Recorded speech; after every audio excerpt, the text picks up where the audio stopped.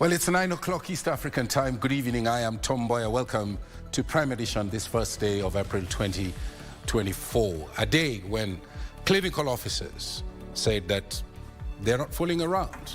They've joined the medics in downing their tools. All that coming up in this live broadcast. But first, let's take a look at the executive summary of our top stories.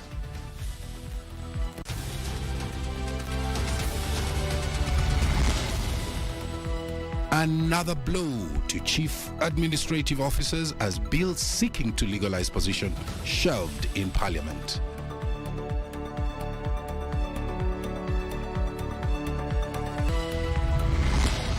Any governor who is actually trying to threaten or to intimidate doctors, he should intimidate them with checks that have 7 years arrears instead of Shoko's letters and mere theatrics. We will not be intimidated into abandoning strike, KMPDU Secretary General Davji Atela says.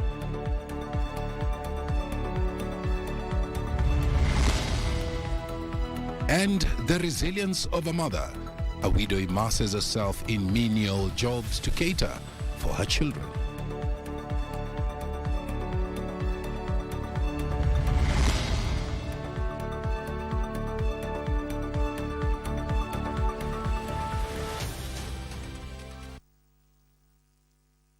There you are. Welcome once again. Our sign language interpreter is Lensa Odingo. Our socials at KBC Channel 1. Now, those angling for positions of Chief Administrative Secretary will be forced to wait a little longer as National Assembly shelved the National Government Administrative Amendment Bill that sought to legalize the positions and entrench the offices in law. The deferral of the bill was requested by Majority Leader in the National Assembly, Kimani Ichung'wah, for what was termed as to allow wider consultations. Giverson Maina now puts this into perspective. The Thursday, 21st March communication in the National Assembly that the National Government Administrative Amendment Bill had been shelved to a later date now appears to throw spanner into the works in as far as the position of Chief Administrative Secretaries is concerned. The next on the order paper was to be the National Government Administration Laws Amendment Bill, National Assembly number 73 of 2023 by the Leader of Majority. Again, the Leader of Majority has requested the Speaker to step it down, and it has been assented to. The bill sought to legalize the cabinet positions and entrench them into law following a court ruling that had termed them unconstitutional. The communication during a committee of the whole House revealed that Majority Leader in the National Assembly, Kimani Ichung'wah, had written to the Speaker requesting that the bill be stepped down, reportedly for wider consultation. This was just a day after Speaker Moses Wetangula okayed the bill for debate. The National Government Amendments Administration Laws Amendment Bill 2023 is properly before the House. Previous day, the minority side led by Opiyo Wandayi had argued the bill contained proposals that were found unconstitutional by the courts. We are being invited in broad daylight to establish an office through an act of parliament. The executive office consists of the president, the deputy president, and the cabinet secretary. And then the accounting officer becomes their permanent or principal secretary. The question all of us are begging to ask, where does the chief administrative secretary fall in the architecture of their executive? If you go to Article 132, 4A of the Constitution on the function of the President, except as otherwise provided for in this Constitution, may establish an office in the public service in accordance with the recommendations of the Public Service Commission. This followed an amendment by the Justice and Legal Affairs Committee to remove the limit on the number of chief administrative secretaries who can be appointed in office. Last year, appointees of the position were forced to stand down following a court ruling that found parts of the bill had contravened the Constitution. Giverson Maina, Prime Edition. Let's now get an update here on that workers' strike. The Kenya Medical Practitioners And Dentist Union maintains its members who are on strike will not be intimidated by threats. KMPDU Secretary General Dr. Davji Atela says that the issues raised by the healthcare workers should not be politicized, but rather prioritized to improve their welfare and the health sector. Monday, the Kenya Union of Clinical Officers also joined doctors in downing their tools, further worsening the public health crisis in some of the counties. Kamche Meza took time to file this report. With the doctors' strike now approaching its third week, the Kenya Medical Practitioners and Dentist Union says it shall not succumb to intimidations. Any governor who is actually trying to threaten or to intimidate doctors, he should intimidate them with checks that have 7 years arrears instead of Shoko's letters and mere theatrics. We have doctors who don't have comprehensive medical cover. And we are demanding that any county or any employer who wishes to demand doctors back to work need to provide this comprehensive medical cover. KMPDU Secretary General Dr. Davji Atela, who met doctors in Kirinyaga County Monday, maintained that issues affecting the health sector should first be addressed before they resume duty. No amount of threats, legal maneuvers, or death threats will deter doctors from advocating for better healthcare system for all the Kenyans. The government must acknowledge the gravity of the issue in our strike notice and take immediate steps to resolve them. These are not issues that can be swept under the carpet or delayed any longer. As doctors, we have crossed the Rubicon, and we will not relent until all our demands in the strike notice are adequately addressed. In the meantime, the crisis in the public health sector appears far from over after clinical officers also went the strike route. This, as a section of governors say they have settled their part of the bargain, such as payment of salaries, calling on healthcare workers not to paralyze services at the counties. Kwa sababu kama mishahara tumelipa, dawa ziko katika hospitali, mamilioni ya pesa tumelipa ya NHIF, usikie madaktari hawaendi kazini, huijui la kwanza, hulijui la pili, yani mambo ambayo kwamba hayahusiani na watu wa county. Haya mambo ya kusema ya kwa dhambi ya serikali kuu ibebwe na watu ambao kwamba wako chini, itakuwa ni dhulma. I remember when I came in Machakos County, I had issues with my doctors on they had not been promoted for some time. We talked and we agreed, and I went and I gave them promotion.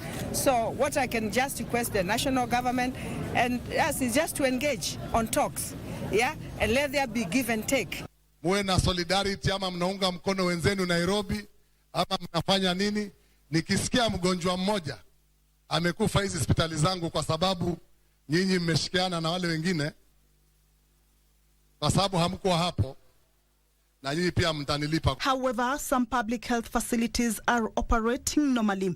An example is Mama Lucy Kibaki Hospital in Nairobi County. Mbali na mambo mengine, walikuwa wanataka kwamba kuna ucheleweshaji wa mshahara ambayo sio hali halisi Nairobi. Nairobi watu hulipwa mapema na kwa wakati. Aidha, shida ya bima ya afya, wote wakaaji wa Nairobi wanao bima ya afya, madaktari na wafanyikazi wa umma Nairobi City County wanayo bima ya afya. So sisi tunaendelea kama kawaida. Jana tumeona wagonjwa 1600, tumefanya upasuaji 7. So hata sasa hivi tunaongea, tumeona pia madaktari wangu wako theater wanaendelea na kazi kama kawaida. Some of the issues raised by the medical practitioners unions include delayed posting of interns, extension of contracts for UHC staff, payment of fees for doctors in postgraduate training, payment of arrears of basic salaries as per the 2017 collective bargaining agreement, lack of promotions and redesignation, shortage of over 70,000 clinical officers, among others. Kamche Meza for Prime Edition.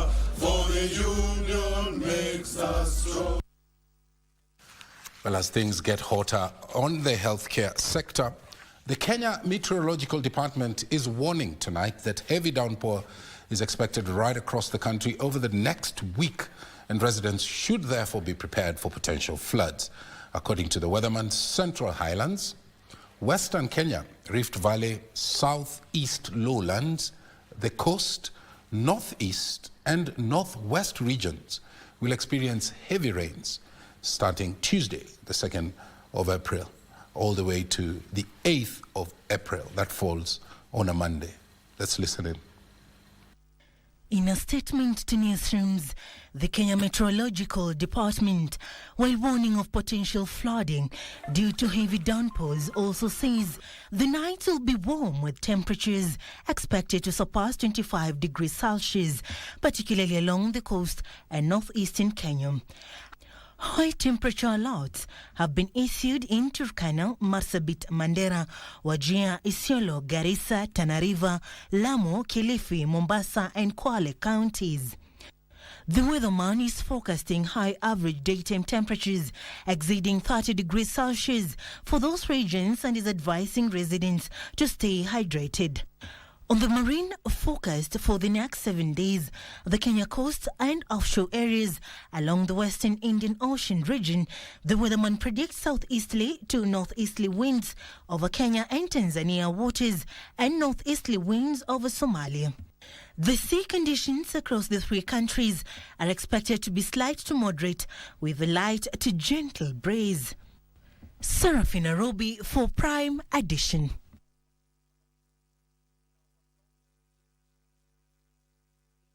From that report by Serafina Nairobi, let's now take you to Kenyatta International Conference Center, where the Battle of Choirs Eastern Festival event is taking place. The Governor of Nairobi, Johnson Sakaja, in attendance, currently giving a talk there. Let's cross over and listen into what the Governor has to say. Marafiki wako wanaangalianga pande ingine.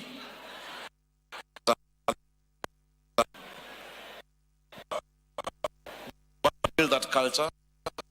That we need to have our playgrounds.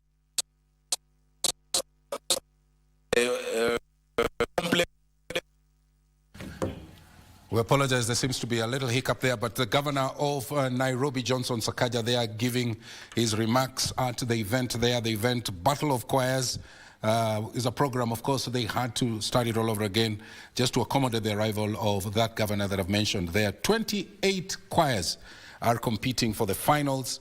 Each performance have 2 songs. The overall winner will walk away with 2 million Kenyan shillings. The runner-up will pocket 1 million shillings, and whoever takes the 3rd slot will walk away with 500,000 Kenyan shillings. I'm made to understand that a majority of the participants, the choirs that are battling there, are church-based and 9-based community organizations.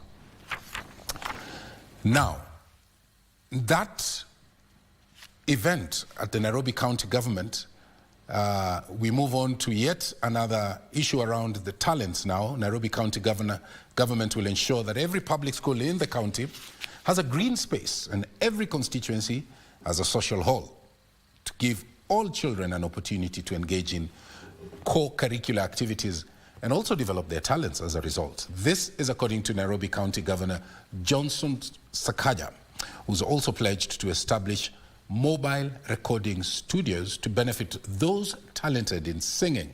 He made the remarks at Mogra Children's Home in Mboya, where well-wishers donated food stuff. Mobile studio, recording studio, 40 million shillings, karibu ifike. Nimeona yuko kwa meli. Itakuwa naye mtaa, watu wasanii wakuja wanaimba. Ikuje Kahawa, iende Roysambu, iende wapi. But as we do that, we're going to do a studio in every sub-county. Every sub-county, we'll get 50 million to make sure we have a recording studio for musicians, for choirs, for performers.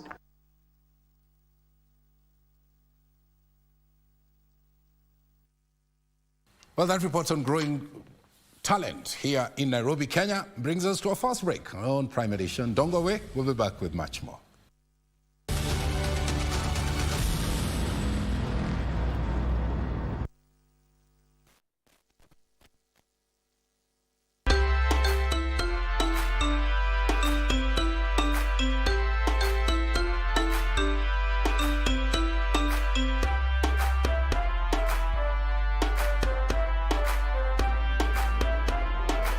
My name is Gideon Muharo. I'm the governor of Kilifi County.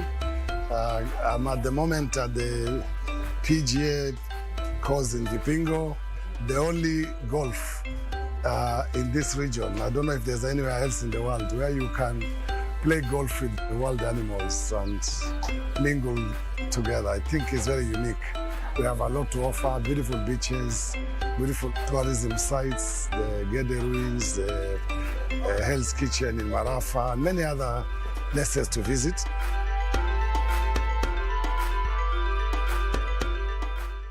Watch the Mozartbet Cup as teams from both the top tier and lower tier battle for the ultimate prize of representing the country in Africa's CAF Confederations Cup.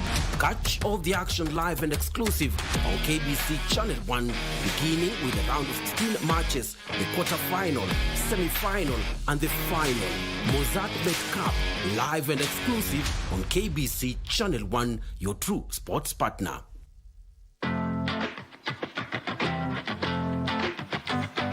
Welcome to Sensei Institute, mahali skills zangu ni pesa mkononi. At Sensei College, practical skills is the definition. Accredited by the government and founded on a Christian background, Sensei College offers all-rounded programs that are tailor-made to enhance your skills and give you the future you desire. We offer courses such as interior design, fashion and design, hairdressing and beauty, hospitality courses, trailer driving and defensive driving, building construction technology, CCTV, solar and electrical installation, photography and video production, electronic courses, vehicle electronics and mechanic courses, agricultural mechanics, ICT, and many more. To enroll in any of our campuses in Nairobi and Nakuru, all you need is your national ID card. Mapema ndo best. Take advantage of our monthly intake. Come to kusort na skills. Sensei College, my skills, my future. Kenya Broadcasting Corporation is Kenya's most trusted news and entertainment brand. Grow your business, acquire more clients, and reach new, diverse audiences by advertising with us. We connect brands to audiences that matter, driving results for brands and enhancing your current marketing strategies. We have packages for all needs, and no product is too small for us. Contact us today and capitalize on our combined power of radio, TV, and digital platforms. KBC, connecting Kenyans.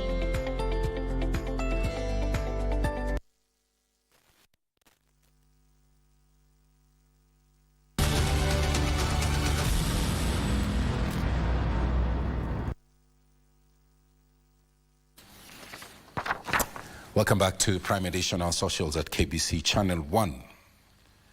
Now, a feature here, and it's about her.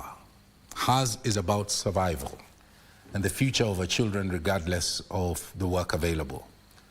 Lopeto Achom is a resident of Turkana County and a mother of 5.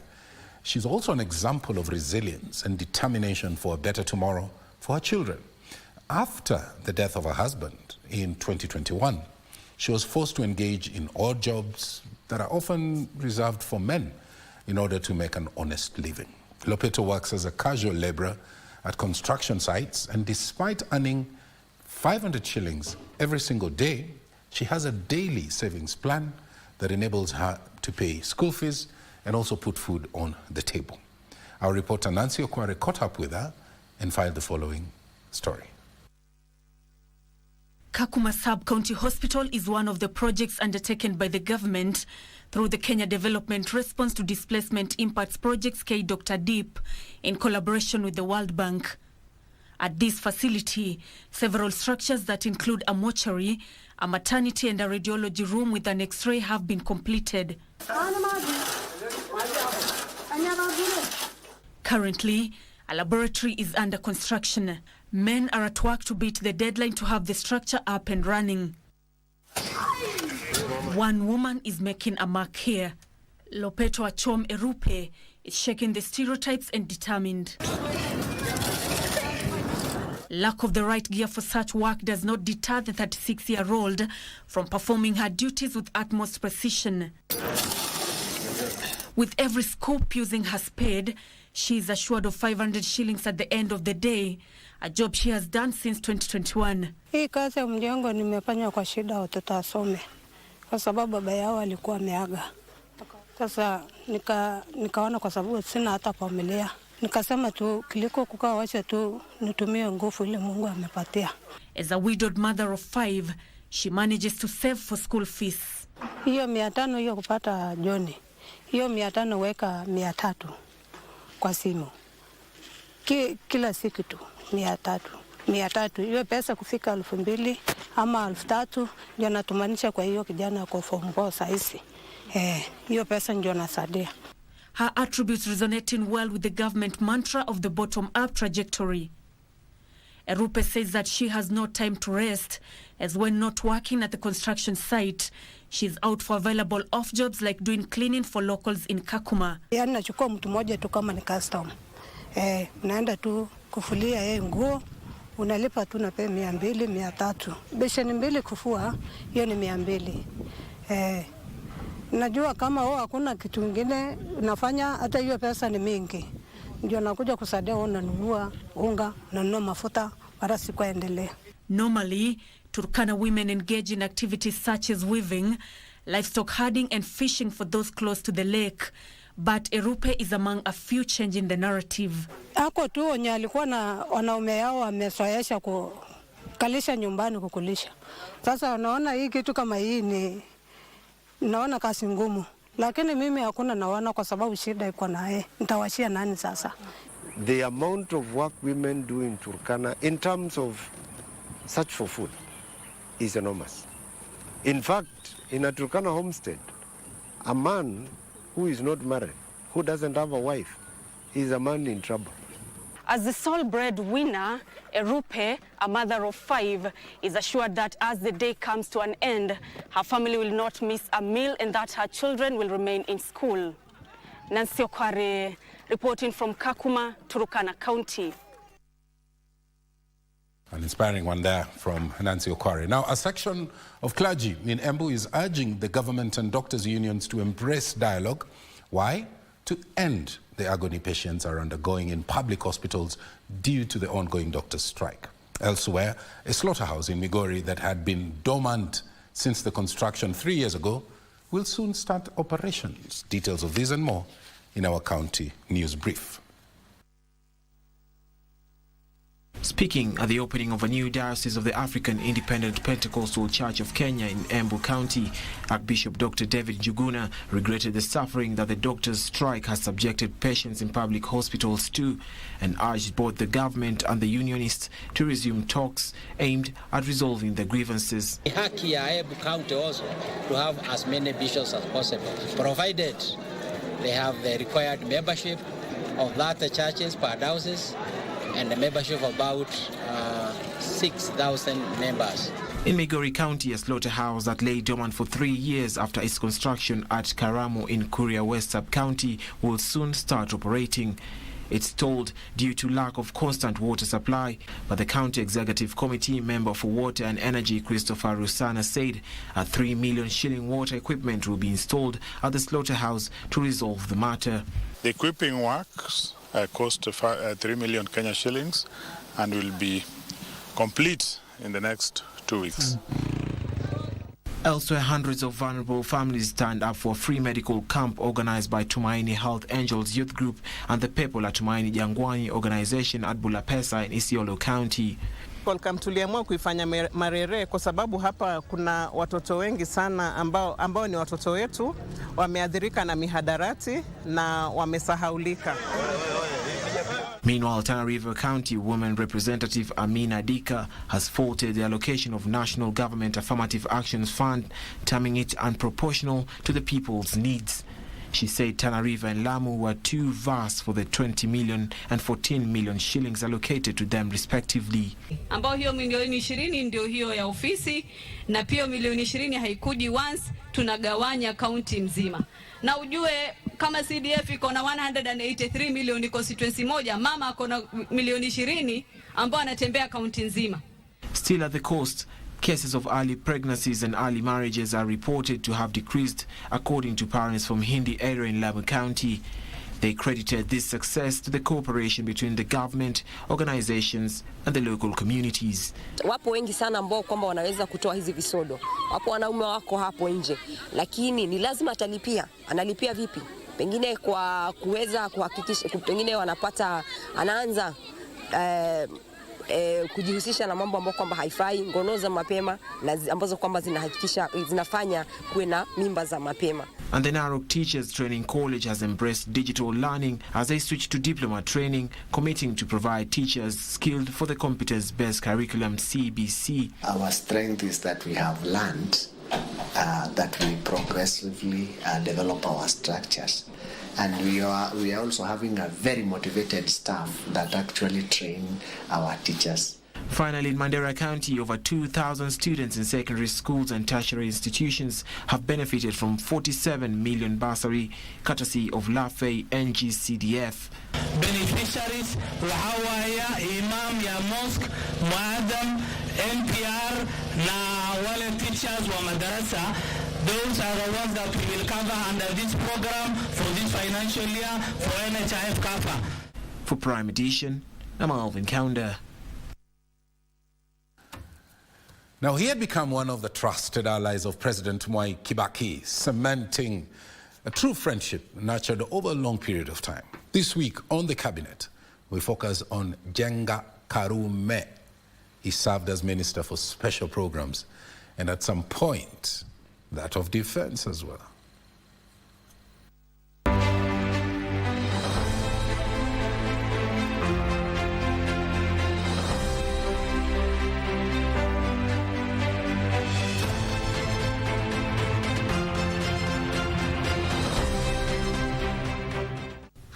Born in 1929 in Elementaita in the Rift Valley, where his family had settled after immigrating from Kiambu, the young Karume dropped out of school early and was lucky to join Jin School Kabete, later Kenya Institute of Administration, now the Kenya School of Government, where he was awarded a certificate in business studies.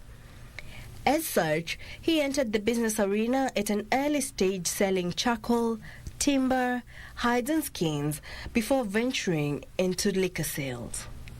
While it was in this beer business that Karume would make a mark as an entrepreneur, having started to operate bars during the colonial period, it was his leadership of the quasi-political Gikuyu Embu Meru Association Gema that would catapult him into the inner circle of the President Jomo Kenyatta era politics. Gema had been formed in 1971 initially as a welfare organization. Karume would later become the face of the organization. He was elected chairman with Keheka Kimani as the organizing secretary in 1973. While Karume had not gone for elective politics, his position as Gema chairman gave him immense power.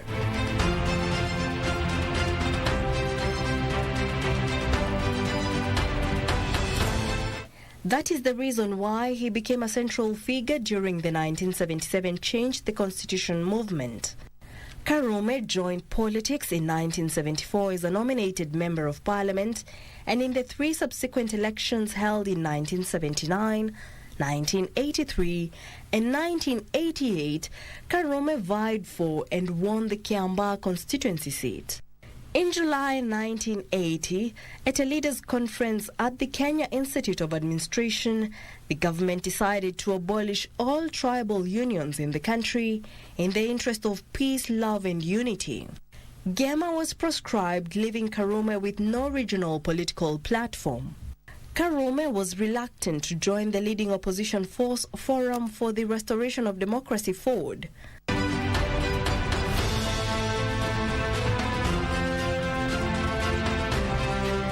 Instead, he formed the Democratic Party with Mwai Kibaki and John Keane on 31st December 1991. In 1992, Karume lost his Kiambaa seat to a newcomer, Kamau Isharia of Fordasile. He decided to concentrate on his business enterprises. After losing two elections on a DP ticket in 1992 and 1997, Karume decided to abandon the party. For the 2002 election, he won the seat again, but now on a KANU ticket, supporting its presidential candidate, Uhuru Kenyatta. In 2004, President Kibaki appointed Karume Minister for Special Programs. At the time, Kenya was facing severe drought, and Karume's task was to work with humanitarian agencies and liaise with other government departments to get food and water to the affected communities. A few months later, he was transferred to the Ministry of Defense.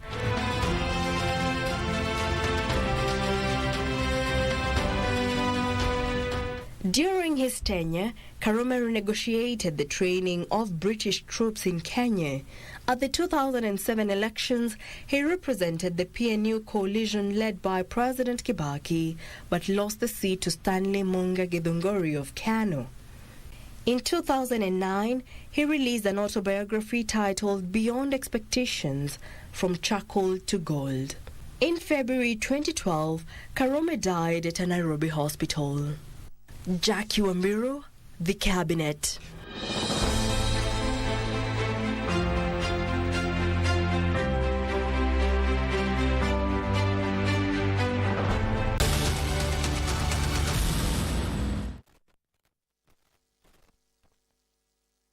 Ili kupata msubiri Mungu kama sikiza tune yako, bonyeza *812*501#. Kijana kanipigia simu amejawa na huzuni, amefadhaika yuhoi. Nikamuuliza kunani? Japo nimetia jitihada za mtu wa kujenga nyumba kwa mate, nikaongeza kumcha Mungu, sifanikiwi. Naishi kama lofa mlala hoi, kabwela wa madongo. Kupata msubiri Mungu kama sikiza tune, bonyeza *812*501#. *812*501#. Shamba ni mbili, yako ni gani? Kwenye *570#. Every 100 shillings unayotumia kwa Lucky Game inakupa 1 entry point ya kuingia kwenye drum ya draw, ambayo inakupa fursa ya kujishindia moja kati ya shamba hizi mbili. Mwisho wa April namtangaza mshindi wa shamba hili la 1.1 million Kenyan shillings na unapata title deed yako safi. Na mwisho wa Mei namtangaza mshindi wa shamba hili la 1.1 million Kenyan shillings, lori za mawe na mchanga.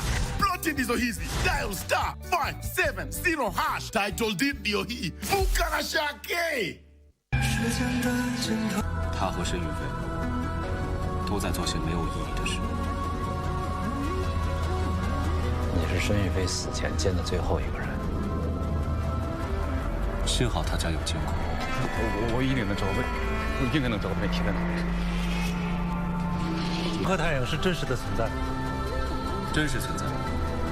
这是三体世界自然结构的基础。这个游戏不盈利，目的是什么？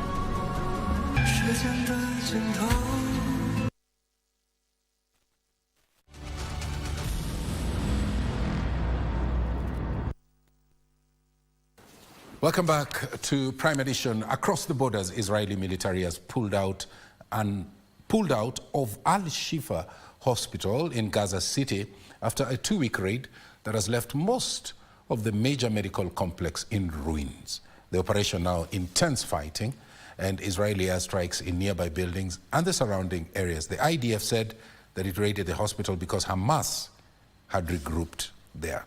Tileo Marco is on that story. Images published following the Israeli withdrawal showed Palestinians walking near the Chad main buildings with chunks of wall missing and carrying bodies wrapped in blankets. Graphic photos showed corpses partially exposed on the Chad ground. Gaza's Hamas-run health ministry said dozens of bodies, some decomposed, had been found in and around the medical complex. A spokesperson for Gaza's Hamas-run civil emergency service said Israeli forces had used bulldozers to dig up the grounds of the complex and exhume buried bodies. The Hamas government media office said Israeli forces had killed 400 Palestinians in Al-Shifa and the surrounding area. Israel has not yet commented. The IDF said its troops killed 200 people and detained more than 900 others, of whom more than 500 were subsequently found to be affiliated with the Hamas and Palestinian Islamic Jihad. Tilio Marco for Prime Edition.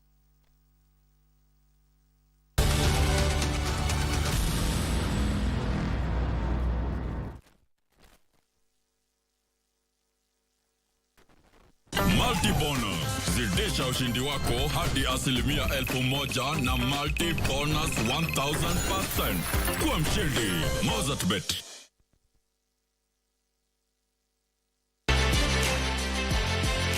Sports News is brought to you by Mozart Bet.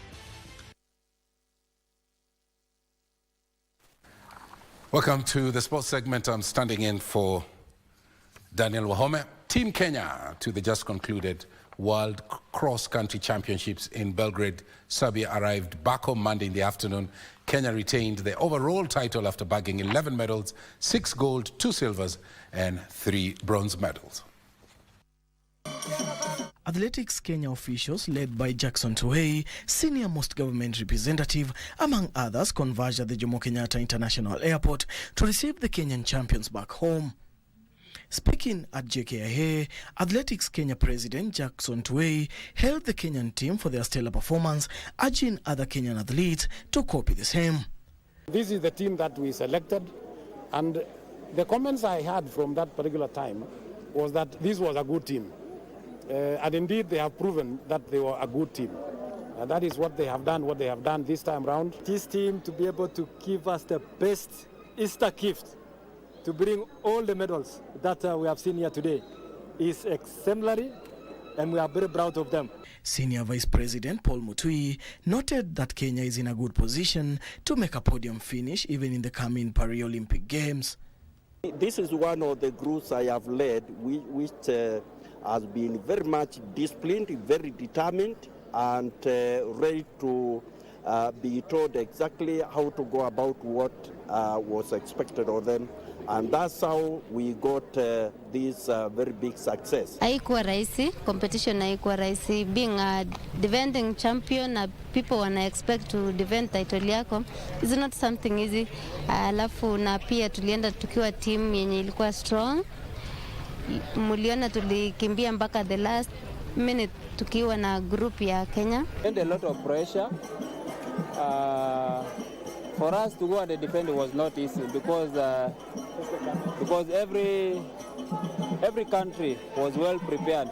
In the championships, Kenya bagged a total of 11 medals, 6 gold, 2 silver and 3 bronze medals. Well, it was thumbs up to the scrutineering team at the just concluded WRC Safari Rally as the world governing body of motorsports, FIA, recognized their flawless efforts and commitment to ensuring that rally drivers complied with the laid-out regulations for their cars. The 45 scrutineers could not hide their joy as they were all awarded certificates of participation by the FIA technical delegate Jerome Tuke and Karmo Usma at the Wildlife Training and Research Institute in Naivasha. Chief Scrutineer Musa Loto said they worked tirelessly day and night to carry out checks on the rally cars to ensure the eligibility and confirmation for technical regulations and safety requirements of the FIA.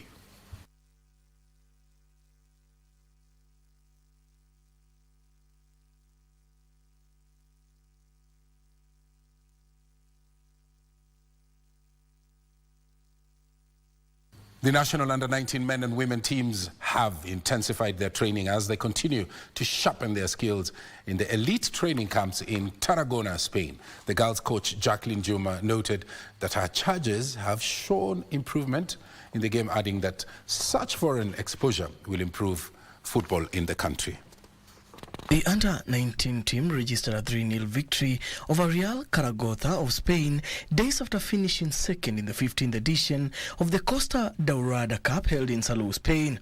Elizabeth Mideva's brace and a goal from Hilda Natecho was enough to lead the girls to glory. According to the under-19 coach Jacqueline Juma, her charges have shown improvement in the game, noting that this will improve football in the country. Preparation is very key towards any competition. So, and again, lazima combine training na nutrition. Hiyo ndio kitu nimepick the most, that nutrition inaambatana pia na training. So, these are some things that we can work on and for a better performance that we have to do. After the win, the youngsters will embark on further skill development at the MIC camp under the guidance of Esteem's international coaches.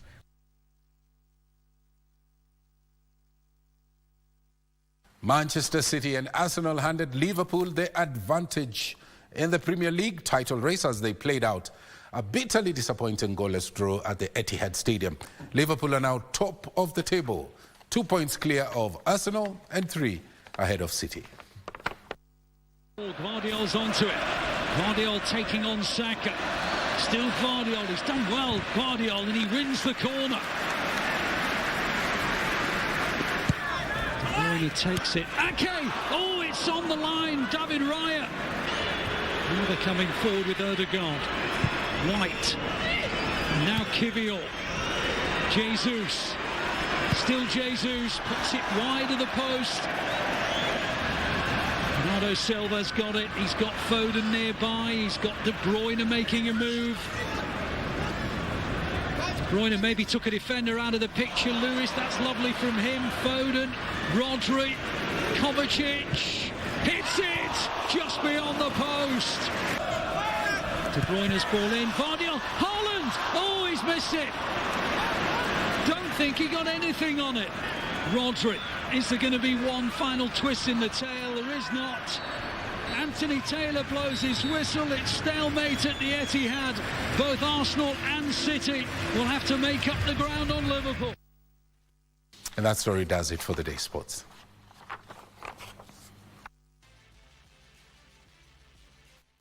Sports News was brought to you by Mozart Bet. You can lift the plane. The higher you fly, the higher your win. The sky is the limit. Mozart Bet.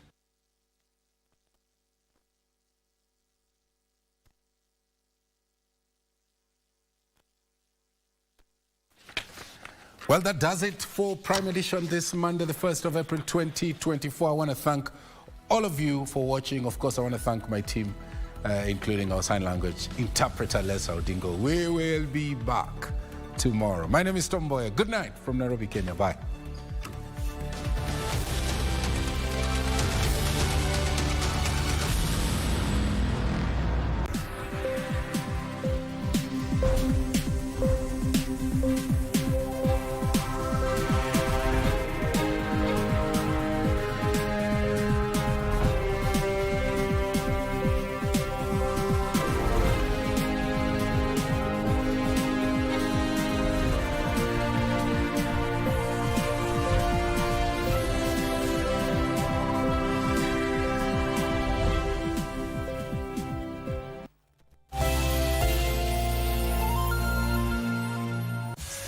The commercial hub of South Africa, a lively neighborhood famous for its business sector, hotels, and of course the shopping centers.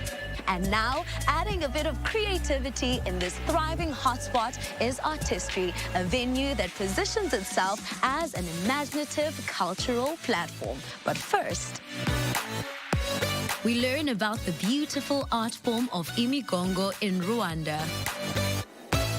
Find out more about the 18th Venice Architectural Biennale from Leslie Logo. Then we chat to Ofense Pite, the first black female conductor to own an orchestra while balancing life as an architect. I'm Pamela Mtanga, and you're watching Afrimaxx.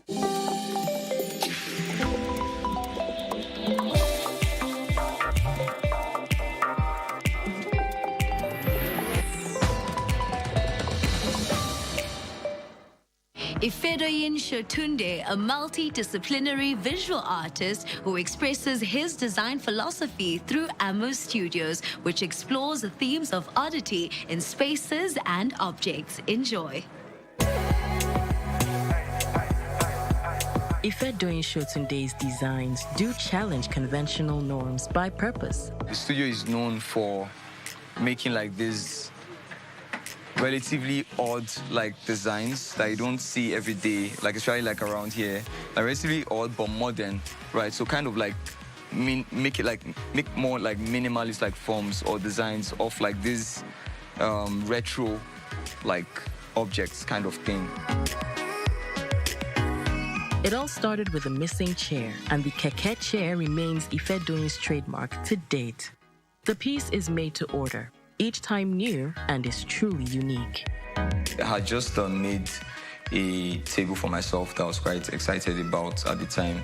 And I needed a seat or a chair to go with it, right? And my first thought was to go for a swivel chair. Right, that's typical like office chair. And I'm like, man, I don't want that in my space. And I don't think that would be like a nice match for this like table, which I'm very excited about. And then I just like designed, and I don't know what I saw. I can't remember exactly, but I'm like, yo, okay, let me make a seat like inspired by the shape of a bicycle saddle.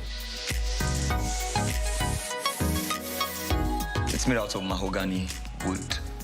That's hardwood, so it's like a very, very like strong form. Like the joints are very firmly done too, very well done. This is the second piece ever made. And also it's designed to look nice, like a sculpture, right? So it kind of has like a sculptural vibe, but also not just look nice, also like look kind of odd, right? But also comfortable. Ifedoyin's work straddles between art and design. With some influence of minimalism, he also incorporates a lot of oddity in his creations, making him a nonconformist when it comes to design. To an extent, as an artist or as someone that creates stuff, being able to like dictate like what people could like or could be interested in, as opposed to them actually like saying, yo, this is what I want you to do. Do you get? So that's why to a great extent I'm very like specific about like my work, or even like how I approach my work, because I don't approach it from like a POV of like I'm trying to like fit into like people's like perception of me or of what like an artist should be. So just that deviance for me is like a very strong driving force. After having studied architecture and environmental design at the University of Lagos, Ifedoyin founded Amo Studio in 2019 with the goal of exploring the design and execution of spaces and objects that embrace oddity. His love for the odd in art began early at a young age. Growing up as a kid, I used to be like into like odd cartoons and stuff like that for like whatever reasons. I can't exactly say why, but it's just like stuff that I was drawn to. When I decided I wanted to become an artist, I decided that like I was just going to do me basically, and I wasn't going to do stuff like just based off like what people expect to see. Ife started his career as a painter and drawing sketches.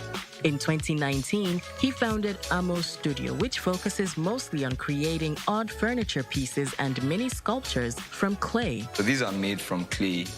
They are made from clay and they are fired. So when you fire them, basically it makes them feel more like, makes them more solid and makes them feel more like ceramics. His clay sculptures show Ife's expression as a multi-medium artist and his emphasis on oddity, which exhibits his imaginative creativity. Artistic inspiration is not about playing safe, but creating fresh ideas that draw attention and pushing boundaries.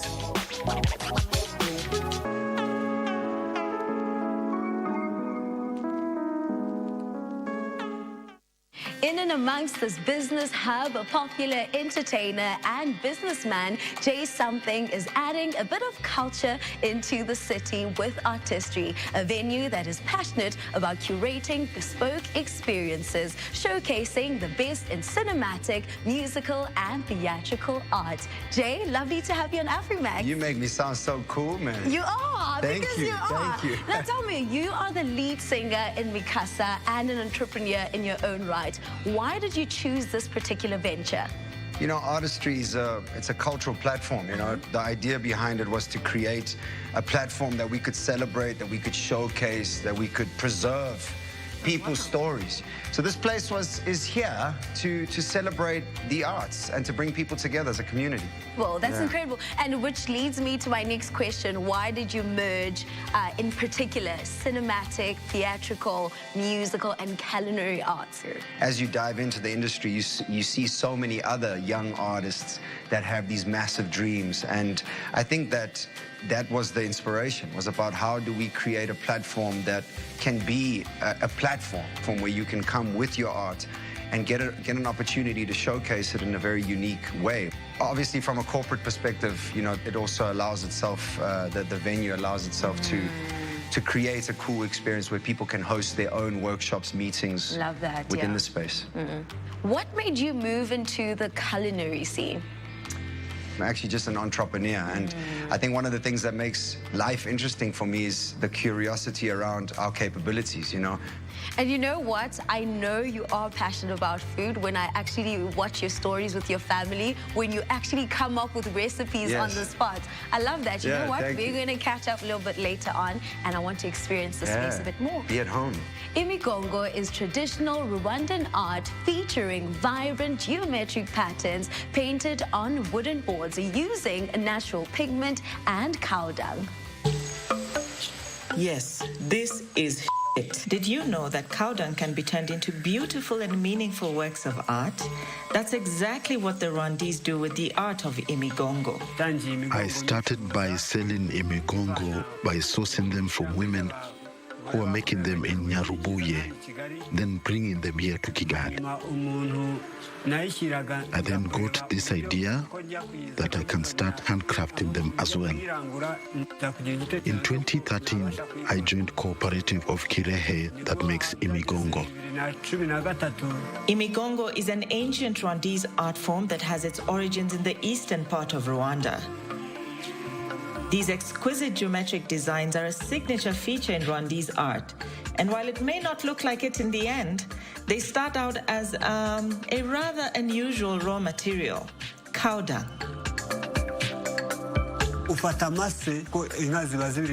When you're making the Imigongo, you take the ash and pass it through a filter to remove the impurities. After that, the ash is then mixed with the cow dung. Back in the workshop, the cow dung begins its transformation from waste product into art. I have just mixed cow dung with ash so that the smell of dung is removed. When you're mixing dung with the ash, it becomes sticky. So when I stick it on the piece of board, it adheres well. The next step is to think about the design. I will create the design on the piece of board, sketch it, then start creating. I will put my ruler here and draw a line. Every time you make a design, always make sure that the piece of board that you will use to create your design, the design will have to be centered so that no side is oversized or undersized. Next, you will draw two lines that mimic the design of the house top that we saw earlier.